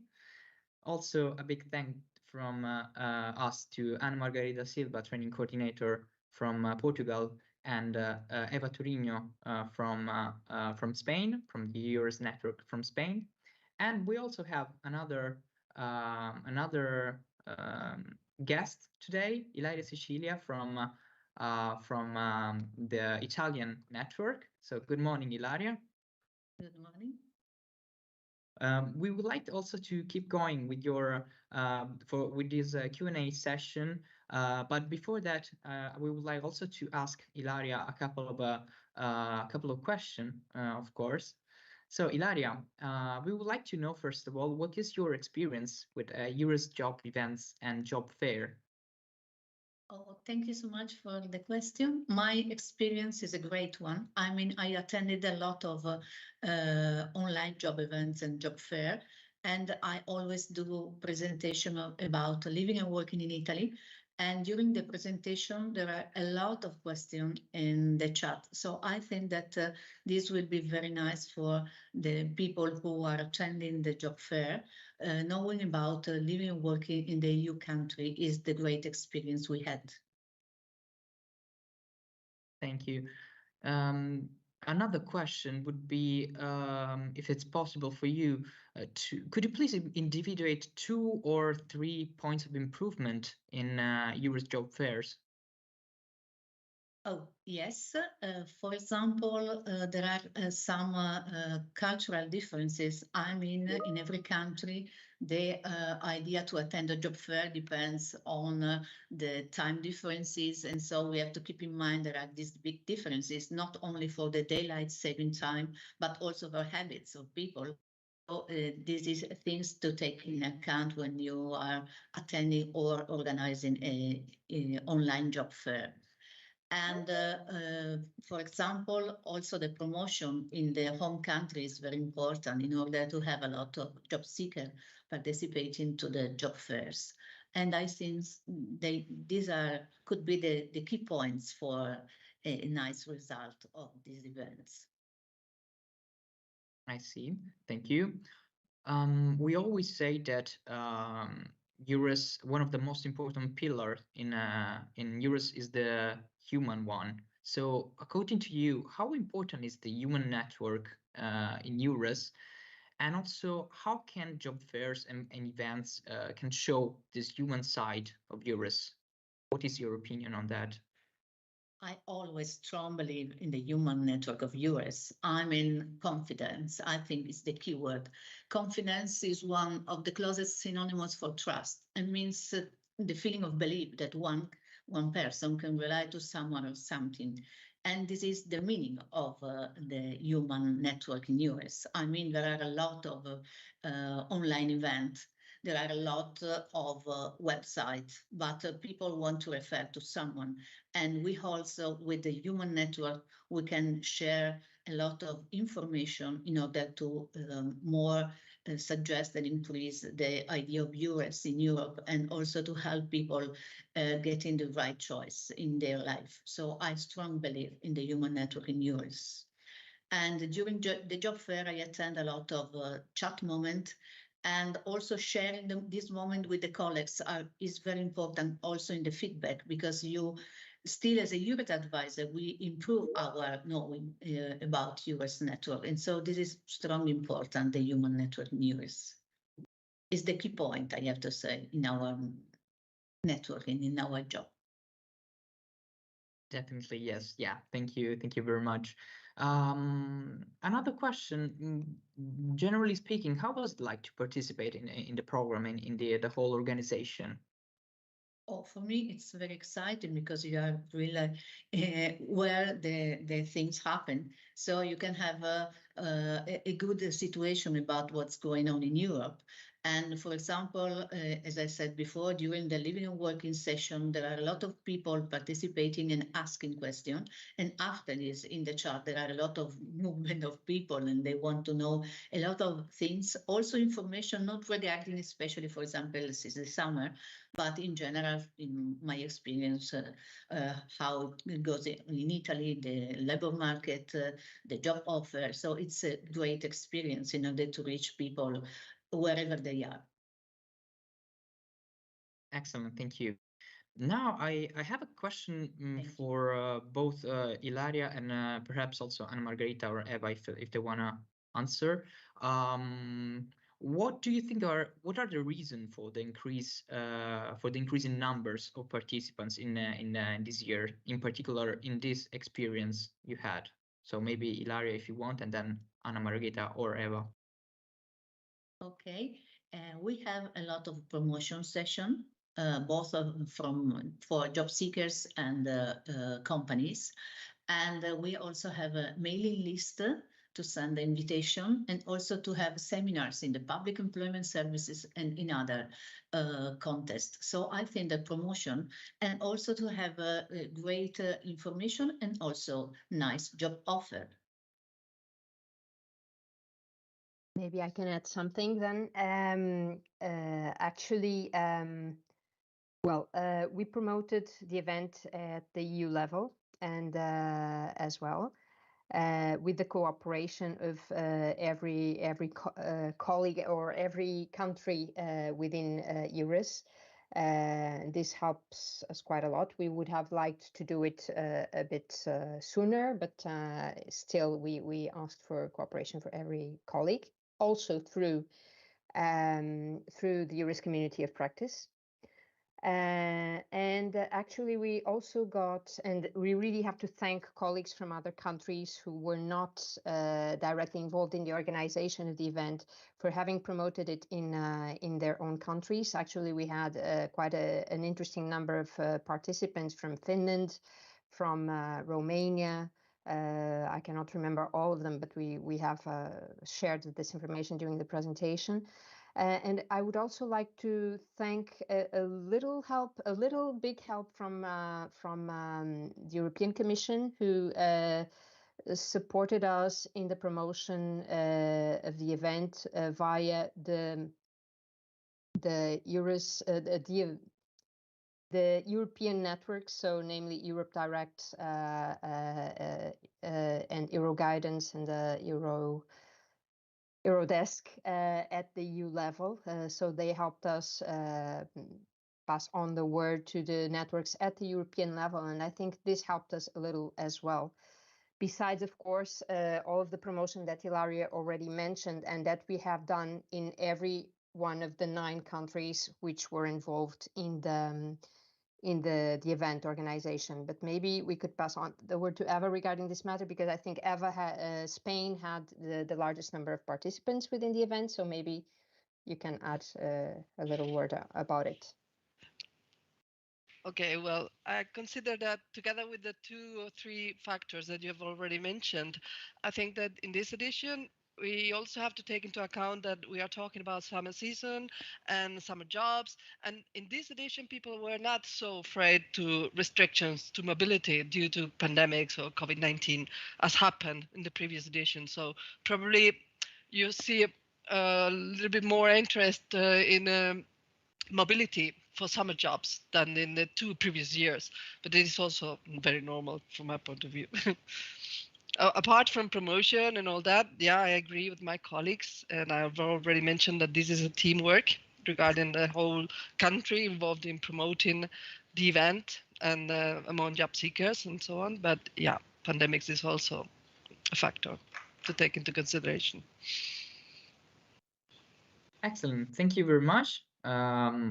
Very interesting perspective. Now, I would like to move to the question via chat. So, Robert, good morning. We have a question from you as a representative from ELA in particular. They were asking us, they were saying that the dashboard seems to be a quite useful tool. They were talking about, of course, the report, and they were asking if you're planning to make it available or to embedding as a complement on the labor market information section on the EURES portal? Yes, good morning, colleagues, again. Yeah, the answer is yes, it is already on the EURES portal. Let me share my screen. And this is the EURES portal subsection, living in working conditions, and the report, I mean the dashboard of the report is already there. You can click here to download. So I think with this slide, I can answer the question. At the same time, I would like to highlight that the report is being published since 2016, and this is the first year when we publish not only the text, but also the data. So it is our first attempt to publish data. And as you know, the most important target group, the EURES advisors, the EURES staff, and the NCO staff. So colleagues at the network, please feel free to add your comments and remarks regarding the dashboard, because it is our first attempt to publish the data. So please check, please surf on the data surface, and please not to forget to give us feedback regarding improvements. As you know, maybe you know that we are going to launch the new report again in 2023, again with the dashboard, and hopefully with improved functions of the dashboard. So please feel free to give us feedbacks about the improvements. Absolutely, very important. Thank you. Another question was, can you please explain how women are underrepresented on shortages? Oh, this is a very deep scientific question, I think. So the framework of this webinar is too small to answer this question, but let me share again my screen. Here you can see the report starting on page 46. Subchapter 5.2, there is a dedicated subchapter about this issue. So please check the details, and if you have any further questions, we are ready to answer.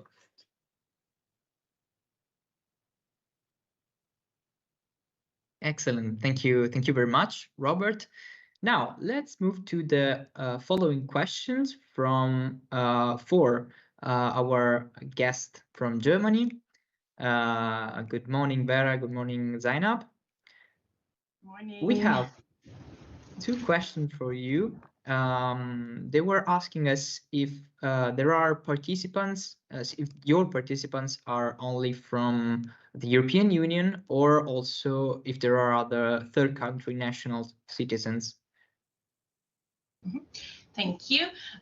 Well, we have both European citizens and participants from third countries. I'd say the majority is still from third countries, but by posting it on EURES as well, we hope to attract more European citizens as well, as this is, of course, a very interesting market for us as well. Of course, thank you.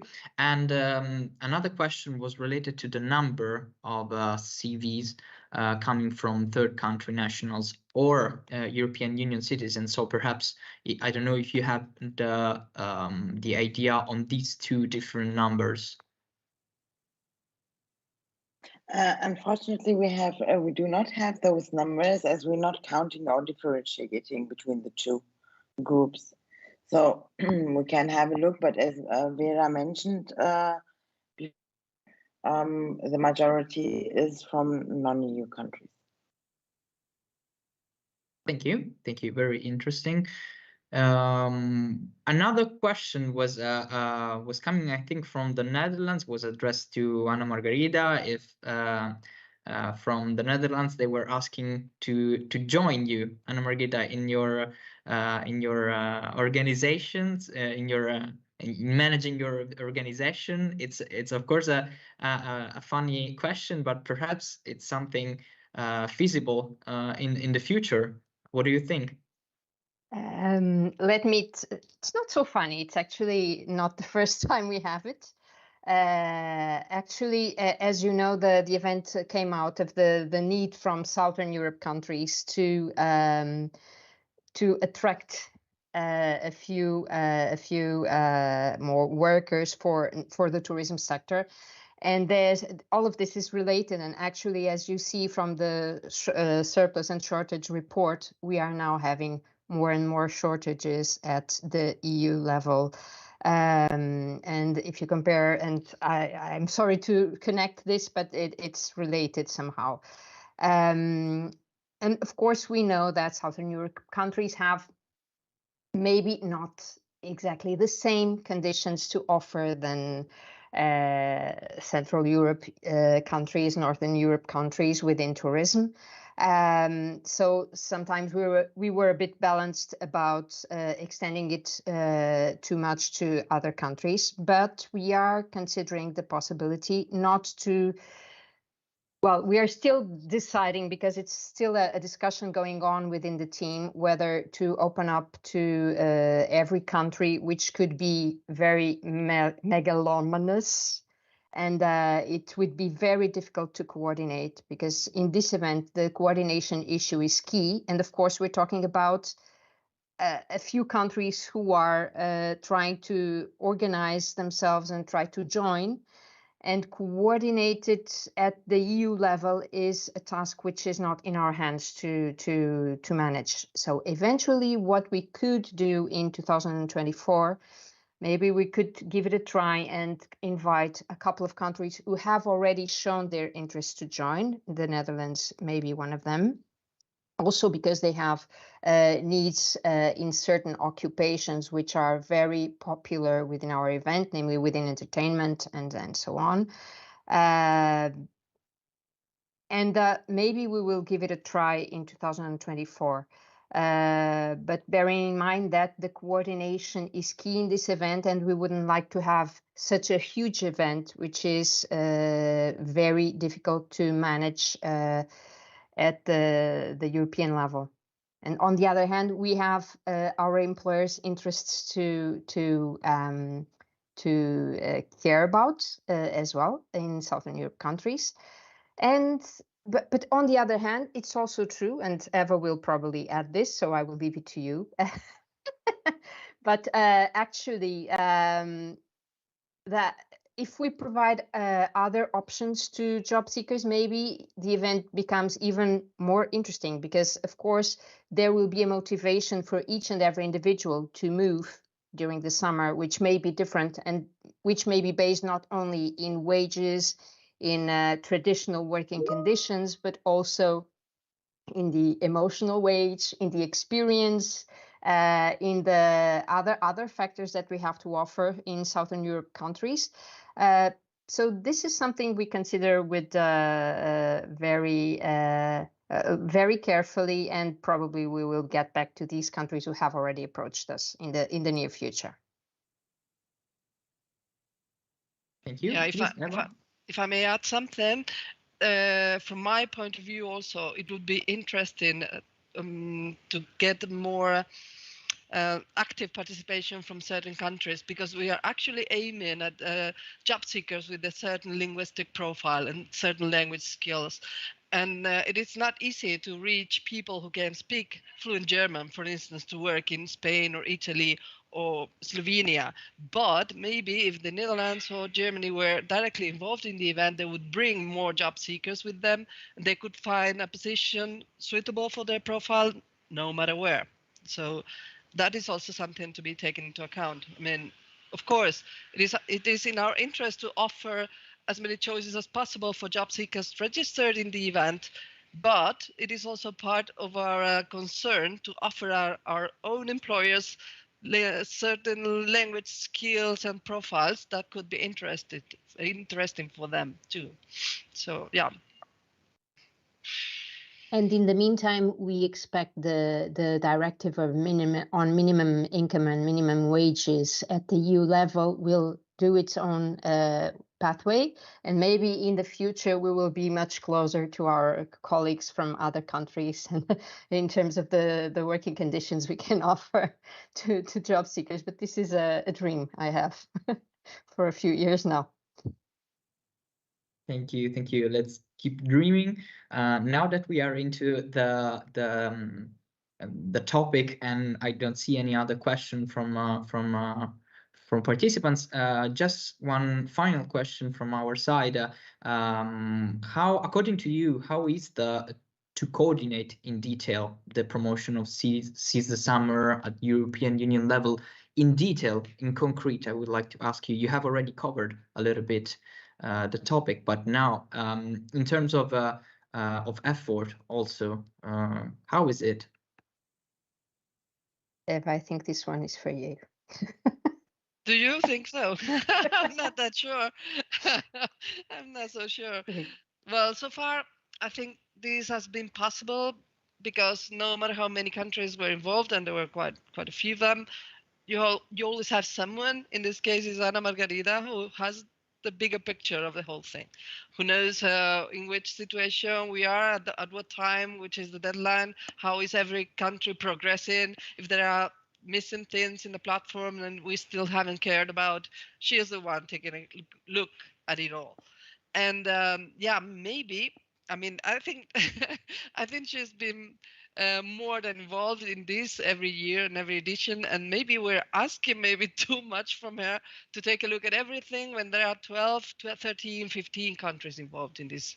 I mean, she has more than enough on her plate already, and it is not possible to have one person inside the organization taking care of everything at once when there are 15 or 12 countries involved. It's just not possible. Even if she delegates, I mean, we are also active EURES advisors taking care of many other things that are part of the OJDs. So it is hard to, I mean, it is hard probably to make a final effort in your office when you're overloaded with some other works that you also have to carry out and so much and all these things. But it is even harder for someone who has this important role of being the big coordinator of the event. I really cannot see she can really manage that. Because I don't know about you, but I've taken a look at her calendar of pending tasks for a single week, and, and I really don't know how she can manage already. So I wouldn't put any more things on her plate besides that. Well, maybe I should add something on my behalf in this case. This comes with a message for all the countries who would like to join, and also for other countries who are already in, which is yes, because basically we have in the way we organize the event, we have two main parts of it, let's say. We have a group of tasks, group of responsibilities, which is for each and every member state participating to manage at the national level. And then we have some common tasks which are of interest to the whole organization of the event, where we really need more people engaged than just Margarida, Eva, and Nada, and Ivana, and so on. So whoever joins will have the task, will have to be assigned with some tasks for the benefit of the whole group as well. And I think this also comes this is also a message for the whole group, because it's really complicated, and you must believe me, every one of our countries has its own way of working at the national level. Different paces, different organizational methods. So it's really, really huge to coordinate it all. I think your question was also regarding a little bit about promotion and communication. And actually, we got some help. And this year, we also tried to coordinate with EURES a bit better. Namely regarding social media, and this is maybe a message we'd like to convey to others who are organizing events. And it's really important that in order for you to have a coherent communication plan, that you coordinate it as well with the efforts which are being made at the EU level accounts, okay? This way, it will be, as Eva was saying in the presentation, I believe, we have to not to overdo it. Sometimes, as you say, overdoing it can become even more counterproductive than doing it a bit less. So it's a balance we have to reach, and definitely coordination in this event is a huge task. Yeah. Thank you. Thank you. Thank you very much. Now, we have approached the end of our webinar, so we welcome everybody for this for watching this webinar. Of course, we remind you to fill the satisfaction questionnaire you will find on the chat that we will copy in a moment. We thank, of course, our guest speakers, Robert Komaromi, Paulo Emerenciano for the European Labour Authority, Vera Onnebrink and Zainab Saadoun for ZAV Germany, Anna Margarida Silva from the Portuguese network, Eva Touriño from the Spanish one, Ilaria Sicilia from the Italian one. And we wish you a nice day, and we wait for another webinar very soon. So thank you, everybody. Bye. Thank you. Bye. Thank you. Bye-bye. Bye-bye.